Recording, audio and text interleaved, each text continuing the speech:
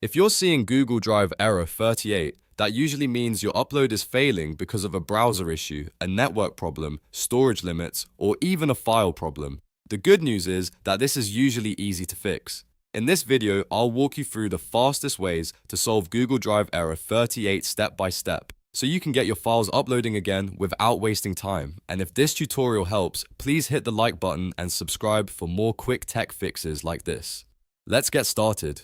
First, check your internet connection. A weak or unstable connection is one of the most common reasons uploads fail in Google Drive.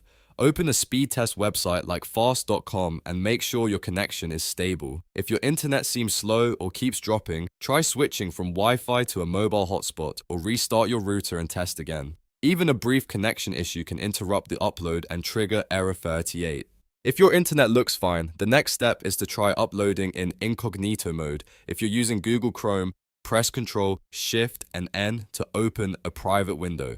Then go to Google Drive and try the upload again. Incognito mode helps bypass browser extensions, cached data, and temporary settings that may be interfering with the upload process. If the file works in incognito, then the issue is likely caused by something in your regular browser session. Next, clear your cache and cookies.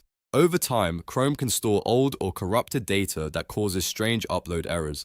Open Chrome settings, go to Privacy and Security, and click Clear Browsing Data. Make sure to clear cookies and cached images and files. After that, close the browser completely and reopen it before trying Google Drive again. This simple step fixes a lot of upload failures, especially when the browser has been running for a long time. Now, check your Google Drive storage. If your storage is full, uploads may fail no matter how many times you try. Go to your Google Drive storage page and make sure you still have available space. If your drive is full, you may need to delete old files, empty the trash, or upgrade your storage plan. A full account can absolutely cause error 38, so this is an important thing to verify. If the problem continues, try uploading a different file. Start with a small file first, like a simple image or document.